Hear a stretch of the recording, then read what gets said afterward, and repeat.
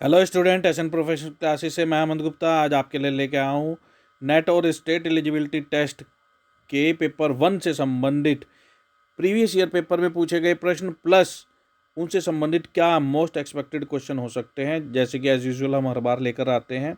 आज के इस सेशन में हमने क्वेश्चन शामिल किए हैं हायर एजुकेशन, आईसीटी और पीपल डेवलपमेंट एंड एनवायरनमेंट से संबंधित प्रश्न।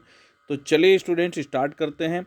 कौन कौन से प्रश्न पूछे गए हैं और कौन कौन से एक्सपेक्टेड क्वेश्चन है आपके आने वाले एग्जामिनेशन के पॉइंट ऑफ व्यू से। तो आज का जो फर्स्ट क्वेश्चन है वो है बेटा, ग्रीन हाउस गैस के बारे में निम्नलिखित कथनों पर विचार करें। 3 पॉइंट दिए गए हैं और इसमें से हमारे को सही उत्तर बताना है। तो सबसे पहला प्रश्न क्या है, पहला पॉइंट क्या है, वो है कार्बन डाइऑक्साइड वायुमंडल में पाई जाने वाली सबसे प्रचुर मात्रा में उपस्थित गैस है। क्या कह रहा है, कार्बन डाइऑक्साइड वायुमंडल में सबसे प्रचुर मात्रा में पाई जाने वाली ग्रीन हाउस गैस है। दूसरा पॉइंट है मीथेन मुख्य रूप से पशुधन, खेती और लैंडफिल कचरे से निकलती है।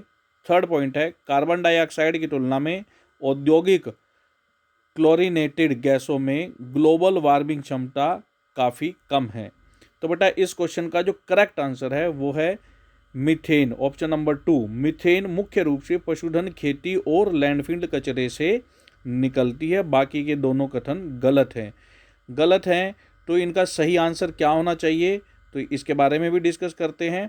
कार्बन डाइऑक्साइड वायुमंडल में सबसे प्रचुर मात्रा में पाई जाने वाली ग्रीन हाउस गैस है? जी नहीं।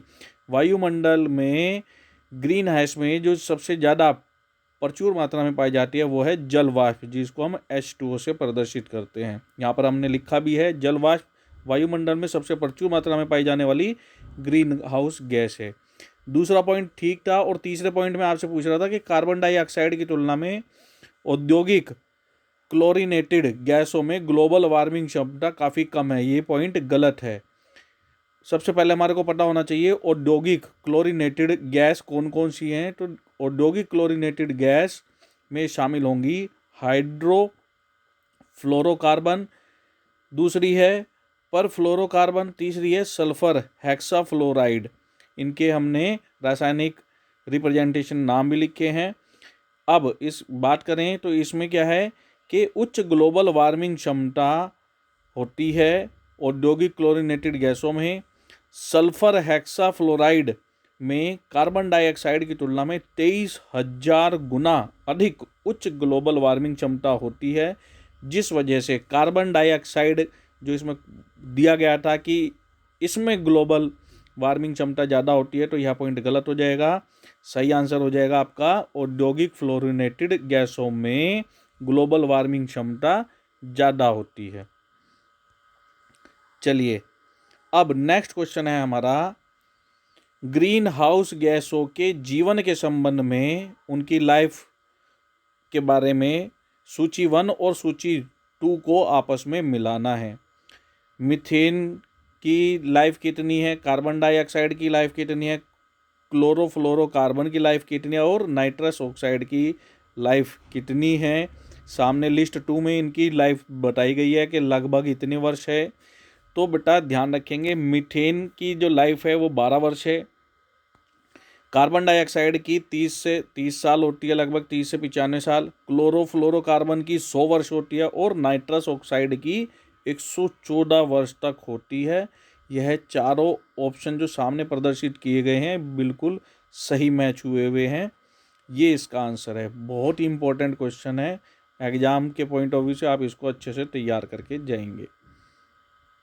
चलिए अब नेक्स्ट क्वेश्चन है हमारा, संचार के लिए कंप्यूटर के डिजिटल सिग्नल को एनालॉग सिग्नल में बदलने के लिए इस्तेमाल की जाने वाली डिवाइस को क्या कहा जाता है। ऑप्शन दिए गए हैं ब्रिज, स्विच, मॉडम या नेटवर्क इंटरफेस कार्ड।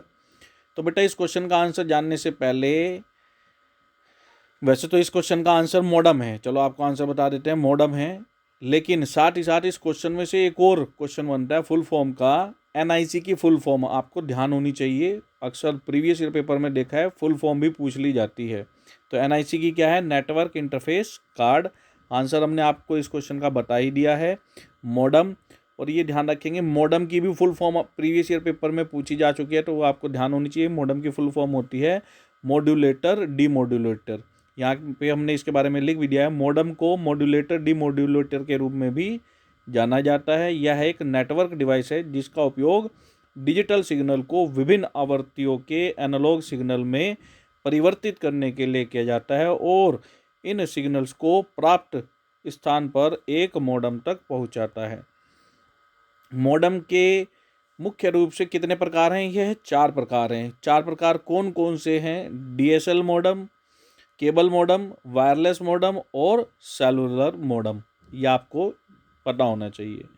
चलिए अब नेक्स्ट इंपॉर्टेंट क्वेश्चन क्या है उसके बारे में भी जानते हैं। जनरेशन से संबंधित आईसीटी का क्वेश्चन है। यहाँ पे कंप्यूटर की जनरेशन को सेट 1 में प्रदर्शित किया गया है और इन जनरेशन्स में यूज की गई टेक्नोलॉजी और प्रोसेसर्स को सेट 2 में प्रदर्शित किया गया है। आपको सही मैच मेकिंग करना है। फर्स्ट जनरेशन में किसे यूज किया गया था, सेकंड जनरेशन में किसे यूज किया गया था, थर्ड जनरेशन में किसे यूज किया गया था और फोर्थ जनरेशन में इसे किसे यूज किया गया था। तो ध्यान रखेंगे बेटा, फर्स्ट जनरेशन में वैक्यूम ट्यूब का प्रयोग किया गया था। ये कांच की ट्यूब होती थी और एक बार कंप्यूटर चलाने पर कई कांच की ट्यूब जो है हीट के कारण जल जाती थी, खराब हो जाती थी। दोबारा कंप्यूटर चलाने के लिए हमारे को काफ़ी समय लगता था। और फर्स्ट जनरेशन में जो कंप्यूटर का जो रखने के लिए स्पेस की आवश्यकता थी वो 50 × 50 फीट 50 फुट लंबा और 50 फुट चौड़ा कमरा चाहिए होता था। इतना ज़्यादा स्पेस चाहिए था। फिर इसके बाद सेकंड जनरेशन में ट्रांजिस्टर के जनरेट हुआ। सेकंड जनरेशन में वैक्यूम ट्यूब की जगह ट्रांजिस्टर्स का प्रयोग किया जाने लगा, जिसकी वजह से कंप्यूटर के आकार में बहुत कमी आई, छोटा स्थान घेरने लगा और स्पीड में सुधार हुआ। इसके बाद थर्ड जनरेशन में आईसी इंटीग्रेटेड सर्किट का इजाद हुआ, जिससे और भी छोटा स्थान हो गया कंप्यूटर के लिए और स्पीड में और ज़्यादा सुधार हुआ। और फिर फोर्थ जनरेशन में जो VLSI very large scale integration micro processor का इजाद हुआ। तो ये मैच मेकिंग का जो सही आंसर हो जाएगा ऑप्शन नंबर बी हो जाएगा। चलिए अब नेक्स्ट क्वेश्चन जानते हैं। तो नेक्स्ट क्वेश्चन है, एक्सेस समय के संदर्भ में सबसे धीमे से सबसे तेज तक के क्रमबद्ध कंप्यूटर घटकों की निम्नलिखित सूची का सही क्रम पहचानें। बेटा प्रीवियस ईयर एग्जाम में पूछा गया क्वेश्चन है। एक बार एक अटेम्प्ट में तो आपसे लोअर से हायर की तरफ पूछ लिया गया, एक बार हायर से लोअर की तरफ पूछ लिया गया। तो इस क्वेश्चन को बहुत अच्छे से तैयार करके जाएंगे। प्रीवियस पेपर में पूछे जा चुके हैं, आगे भी इनकी आने की संभावना है ना। तो इस पर्टिकुलर क्वेश्चन में आपसे पूछ रहा है लोअर से हायर की ओर पूछ रहा है। तो सबसे पहले इसकी हिरार्की को समझते हैं हम। सबसे पहले क्या आएगा? सीपीयू। सीपीयू की प्रोसेस कैसी होती है? सुपर फास्ट होती है ना। फिर इसके बाद आता है सीपीयू कैच मेमोरी। फिर इसके बाद आएगा एसडी रैम और DDR SD RAM. Physical memory कहलाती है रैंडम एक्सेस मेमोरी रैम। फिर इसके बाद आएगा सॉलिड स्टेट ड्राइव। फिर उसके बाद आएगा mechanical hard drive, virtual memory भी जिसको हम बोलते हैं। तो बेटा अब हमारे से इसने लो से हाईएस्ट स्पीड के बारे में बात की थी। तो लो कैटेगरी किसकी है? ऑप्टिकल ड्राइव की स्पीड है। फिर उसके बाद उससे हल्की किसकी है? एसएसडी की। फिर उससे तेज ऑप्टिकल ड्राइव की स्पीड स्लो है। फिर उससे तेज स्पीड किसकी है? एसएसडी की। फिर उससे तेज स्पीड किसकी है? रैम की। और रैम से भी तेज स्पीड किसकी है? सीपीयू की। अगर हमारे को हायर से लोअर के बारे में पूछेगा तो इसका आंसर आ जाएगा ABCD। सीपीयू की सबसे तेज, उससे कम रैम की, उससे कम एसएसडी की और उससे कम ऑप्टिकल ड्राइव की। इनके बारे में इम्पोर्टेंट पॉइंट समझ लेते हैं। Cache memory. कैच मेमोरी में जो स्टोरेज कैपेसिटी होती है वो 2 किलोबाइट से लेकर कुछ MB तक की होती है। और इसकी जो डेंसिटी होती है, स्टोरेज कैपेसिटी होती है, वो रैम और हार्ड डिस्क ड्राइव से कम होती है। कैच मेमोरी जो है स्टोर करती है फ्रीक्वेंटली एक्सेस डेटा को, यानी कि क्या है कि जो हम कंप्यूटर पे बार बार सर्च कर रहे हैं उसका एक शॉर्ट पाथ बना लेती है कैच मेमोरी, जिससे ताकि सीपीयू पर जोर कम पड़े और नेक्स्ट टाइम जब दोबारा कमांड कर देते हैं हम, यदि वो पहले दी हुई है तो वो डायरेक्ट कैच मेमोरी से उस पाथ को लेकर के जल्दी से हमारे को फाइल खोल देती है।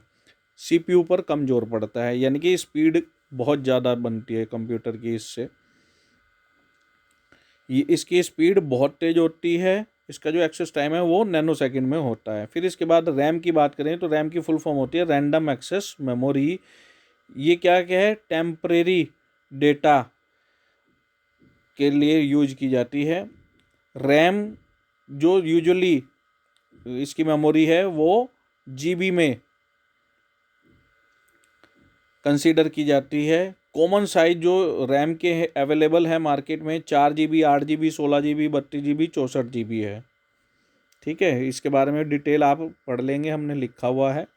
एसएसडी की बात करें तो इसकी जो फुल फॉर्म होती है वो होती है सॉलिड स्टेट ड्राइव, और इसकी जो कैपेसिटी रेंज है, स्टोरेज कैपेसिटी रेंज है वो 120 GB से लेकर के 30 TB तक की होती है। और सामान्यतः जो मार्केट में हम यूज करते हैं अपने सिस्टम के लिए, इन जनरल की बात करें तो वो 250 GB से 500 GB तक, क्योंकि जितनी ज़्यादा कैपेसिटी बढ़ती जाएगी एसएसडी की वो उतनी ही महंगी होती चली जाती है, जो कि आम लोगों के पास उसकी आवश्यकता नहीं है।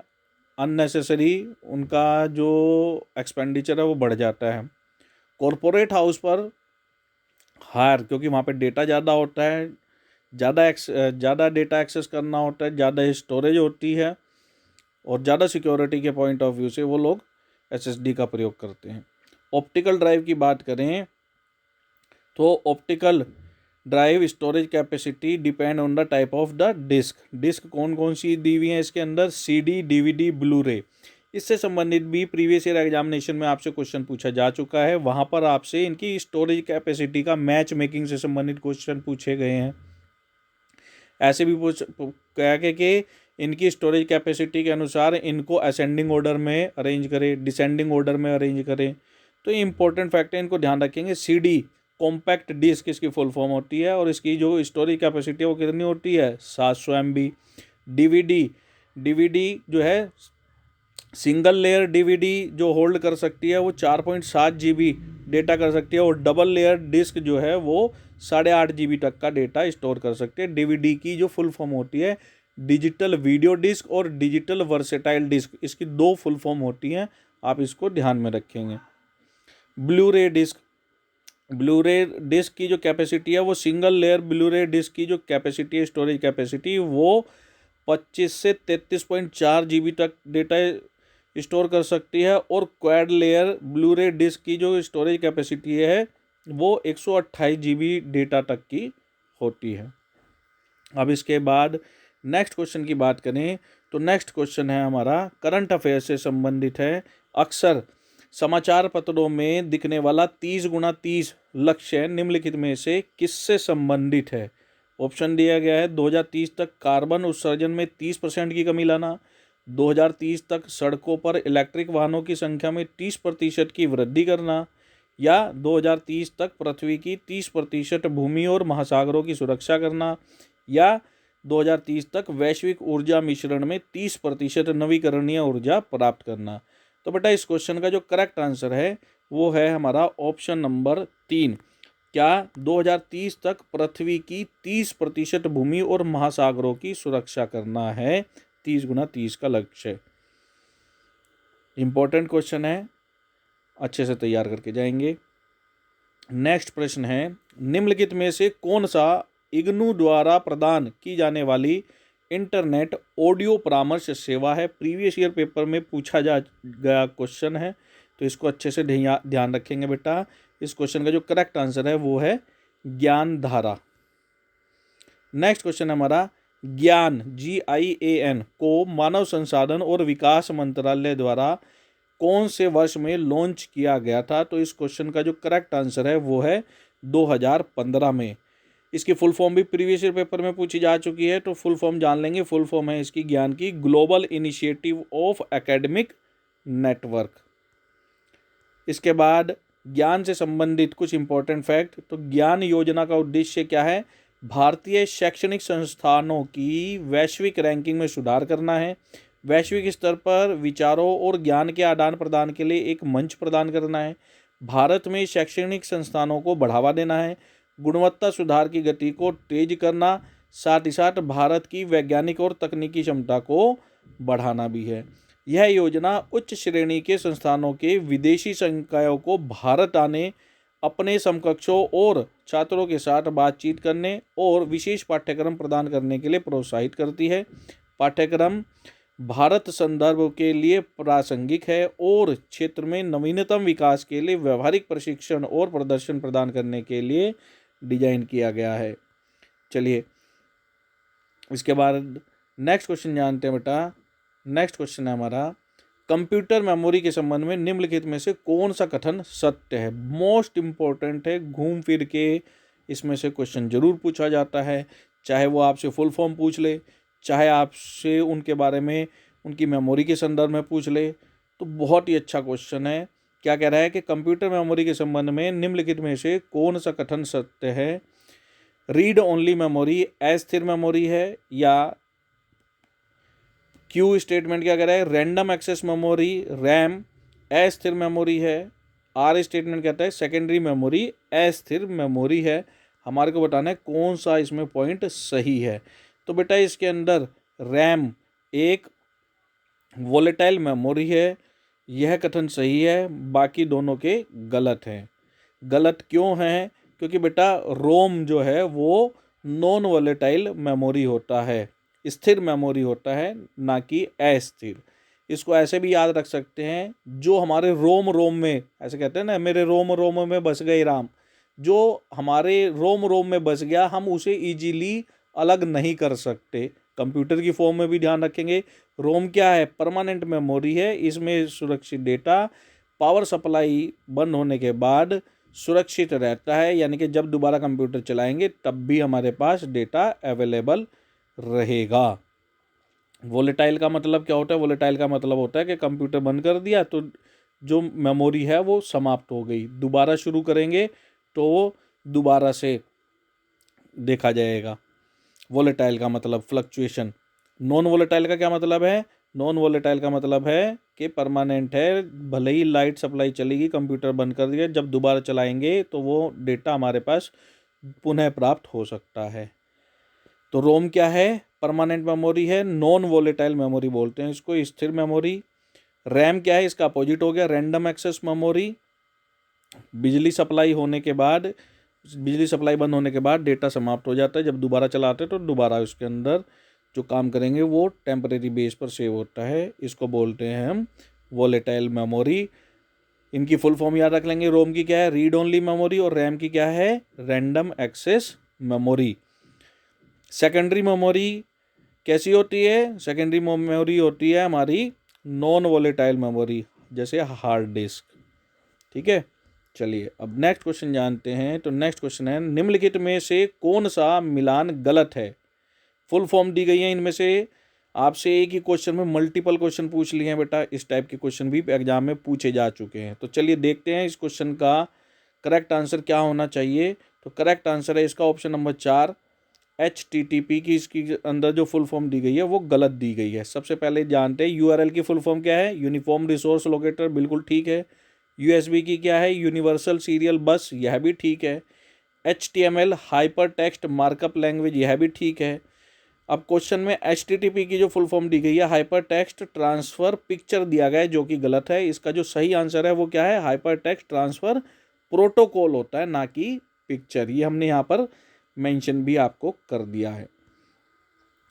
इसके बारे में जान लेते हैं। तो हाइपर टेक्स्ट ट्रांसफर प्रोटोकॉल नियमों का एक सेट है जो वेब ब्राउज़र को HTML hyper text markup language जैसे हाइपर मीडिया दस्तावेजों को स्थानांतरित करने के लिए वेब सर्वर से संचार करने की अनुमति देता है। यह वर्ल्ड वाइड वेब की नींव है, www की नींव है। आपसे www की भी फुल फॉर्म एग्जाम में कई बार पूछी गई है, तो ध्यान रखेंगे।